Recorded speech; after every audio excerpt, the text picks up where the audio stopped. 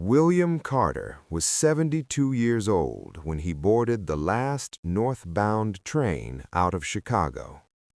It was late December, and the station was full of winter coats, rolling suitcases, tired parents, and travelers trying to get home before the storm got worse. Outside, snow pressed against the windows in thick white waves. The loudspeakers crackled every few minutes with warnings about delays, changing routes, and dangerous weather conditions farther north. William stood near the platform with one small leather bag in his hand and an old wool coat buttoned to the top. His gray hair was neatly combed. His gloves were folded into one pocket. He looked like the kind of man who had spent a lifetime doing things quietly and correctly. He was traveling to Milwaukee to spend New Year's Eve with his daughter, Emily, and her family. She had called him twice that morning, asking if he was sure he still wanted to make the trip.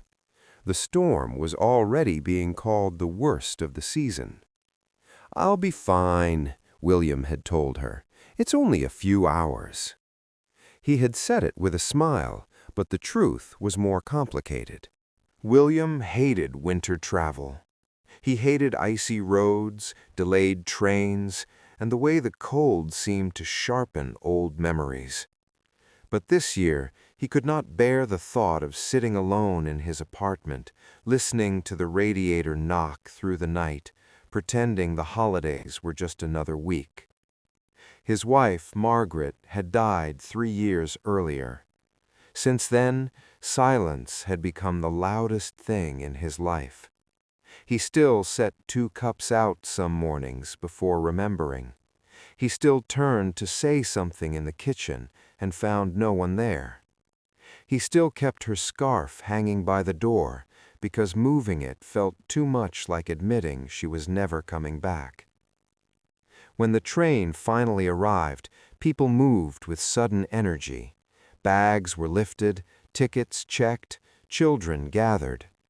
William stepped aboard slowly and found his seat near the middle of the carriage, beside a window clouded by frost. Across the aisle sat a young mother with a little girl who looked to be about 6. The child wore a yellow knit hat with a pom-pom on top and held a stuffed rabbit missing one button eye. Every few minutes she asked, "Are we almost there?" Her mother answered with the patience of someone already exhausted. "No, sweetheart, not yet." William tried not to stare, but the little girl reminded him of someone. Not his daughter, his son. Thomas had been 6 years old the winter he fell through the ice. The memory still lived inside William like a wound that had healed wrong. It happened in 1968, on a frozen pond behind his father's property in Michigan. William had only turned away for a moment, just long enough to grab the sled rope, just long enough to laugh at something his brother had said. When he looked back, the ice had broken and Thomas was gone beneath the surface. They found him quickly, but not quickly enough. People said it wasn't William's fault. Margaret had said it through tears.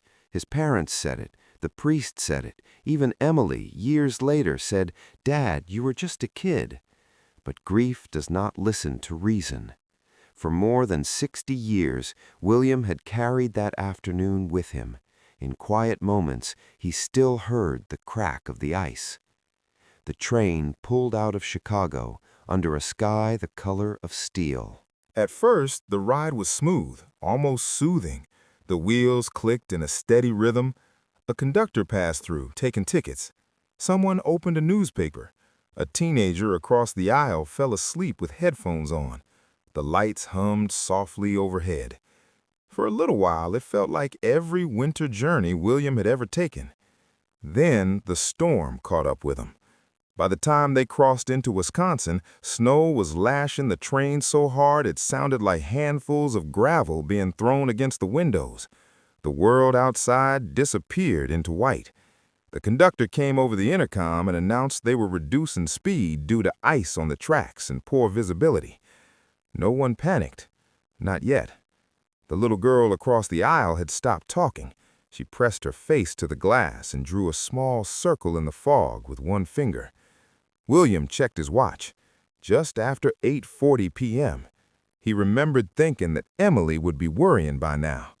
Then came the first jolt. It was sharp, unnatural, and strong enough to throw several passengers forward at once. A cup hit the floor. Someone cried out. The train groaned beneath them like metal under enormous strain. Then a second jolt came, even harder. The lights went out. For one terrible second, there was no sound at all. Then everything happened together. The carriage lurched violently to one side. Luggage flew from overhead racks. Glass shattered somewhere ahead. People screamed. William's shoulder slammed into the window. The train left the track with a deafening roar of twisting steel, scraping metal, and breaking wood. He did not remember the moment of impact. Later, he would remember fragments. A child screaming, the smell of smoke, the taste of blood in his mouth, cold air pouring in through broken glass. When William opened his eyes, he was lying sideways between two seats. The carriage was tilted at a severe angle. Emergency lights glowed dim red through dust and steam. Somewhere nearby, someone was moaning. Somewhere farther away, a man was shouting for help. William tried to move, and pain shot through his ribs. He touched his forehead, and his glove came away wet with blood. For several seconds, he was too stunned to understand what had happened. Then the truth settled over him in a single dreadful wave. The train had crashed. He forced himself up by gripping the armrests. One of his knees nearly gave out beneath him, but he stayed standing. Around him, the carriage looked as though a giant hand had torn through it. Seats were twisted. Bags had burst open. A window was gone entirely, letting in a blade of freezing wind and snow. People were crying, praying, calling names. William turned toward the aisle. The young mother was slumped against the side of her seat, unconscious, a deep cut along her temple. The little girl was gone.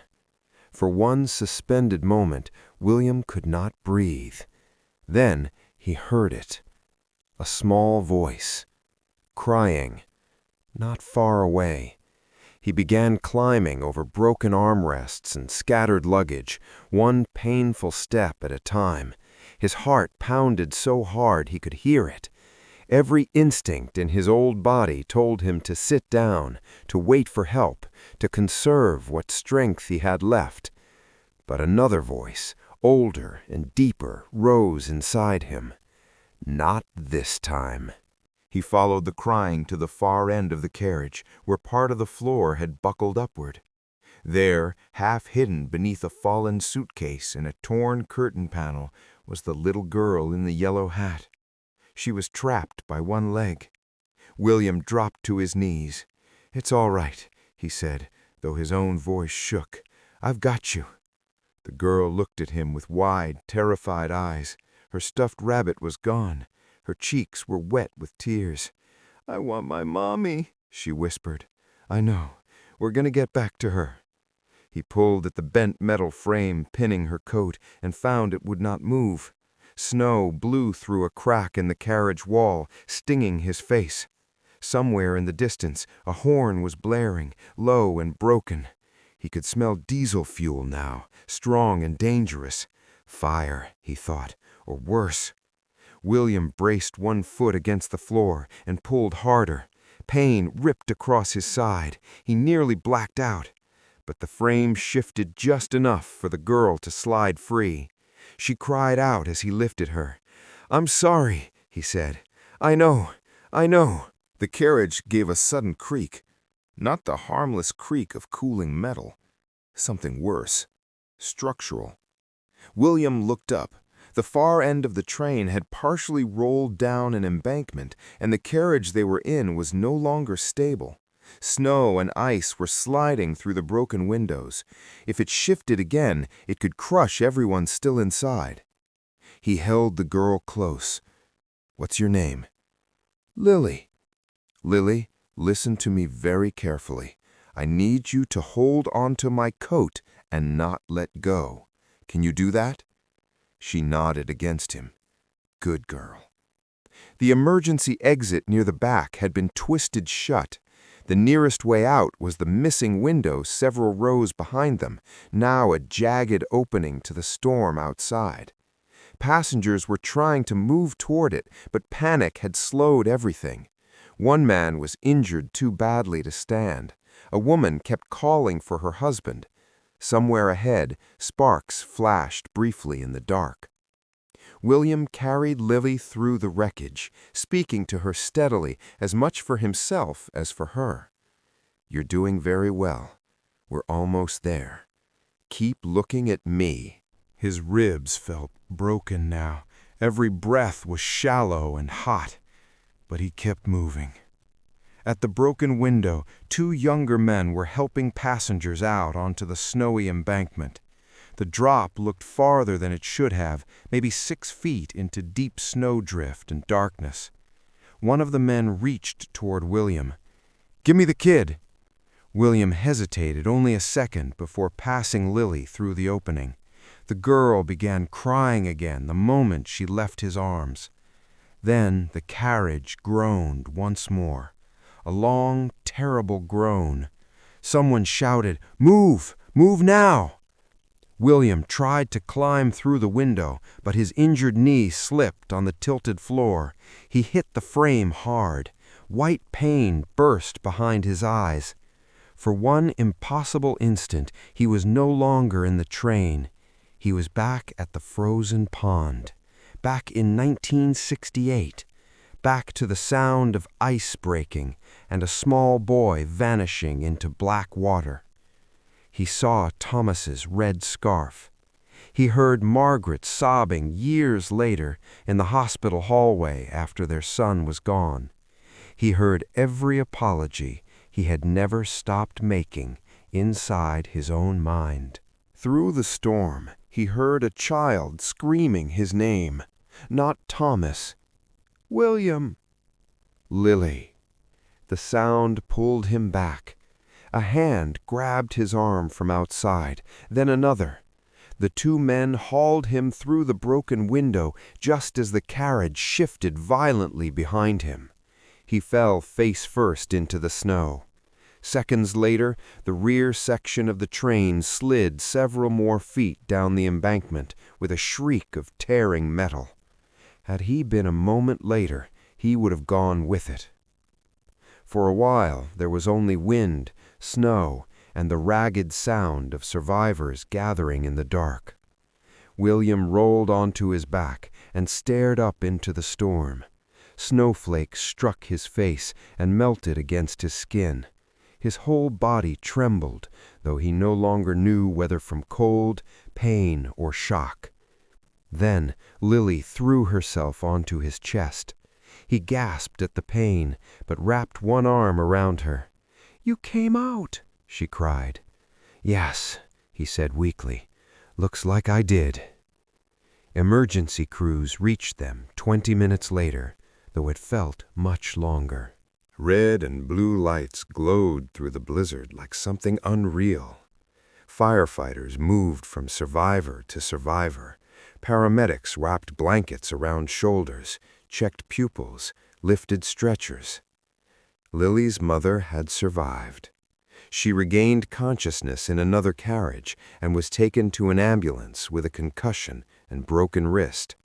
When she learned her daughter was alive, she began sobbing with relief so intensely that the paramedic beside her had to sit her down in the snow. Before William was loaded into his own ambulance, Lily's mother found him. She was pale, shaking, and had dried blood in her hair. "They told me," she said, gripping his hand with both of hers. "They told me you saved her." William tried to answer, but emotion closed his throat.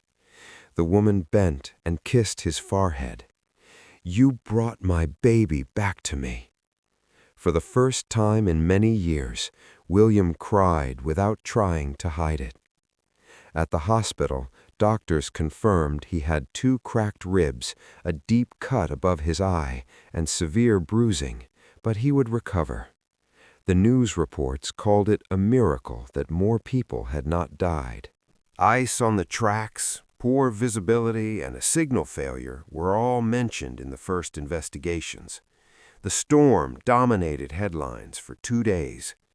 Reporters wanted survivor statements. William refused them all. He spent New Year's Eve in a hospital bed with a paper cup of weak coffee and a view of snow-covered rooftops. Around 11:30 p.m., Emily arrived with her husband and 2 teenage sons. She rushed into the room with tears already falling and hugged him so carefully it broke his heart. "You scared 10 years off my life," she said. He laughed, then winced. Later, after the boys had gone to find vending machine snacks and Emily had stepped out to call home, William sat alone by the window, watching fireworks flicker faintly in the far distance over Milwaukee. A soft knock came at the door. It was Lily. Her mother stood behind her. Lily was holding a new stuffed rabbit, this one with both eyes sewn on straight. She walked to William's bed and placed the toy in his lap. "For you," she said. William looked at her. "Are you sure?" She nodded. "So you remember me." His face folded then, not with grief this time, but with something gentler and stranger. Grace, perhaps. He kept that rabbit for the rest of his life. In the years that followed, William and Lily's family stayed in touch. Christmas cards became phone calls became summer visits. Emily joked that her father had accidentally adopted another granddaughter. When Lily turned 16, she invited William to her school ceremony after she won an essay contest. He sat in the front row, wearing the same serious coat and polished shoes he had worn on the train that night. Her essay was about ordinary courage. She did not write about heroes as people without fear. She wrote about heroes as people who carried fear, grief, age, regret, and pain with them and still moved forward when someone needed them. William read the essay twice. Then he folded it carefully and placed it in his wallet beside an old photograph of Thomas. When William died peacefully at 89, Emily found both items there: the picture of the son he could not save, and the words of the girl he did. At his funeral, Lily, now a grown woman with children of her own, stood before a quiet church and told the story of a winter night when a broken old man climbed through darkness and wreckage to carry a frightened child back into the light. "He thought he was saving me," she said, "but he was also saving the part of himself that had been lost for a very long time." There are some nights that divide a life into before and after. For William Carter, the train wreck in the snow was one of them. Not because he nearly died, but because at last he learned that surviving can be its own kind of redemption.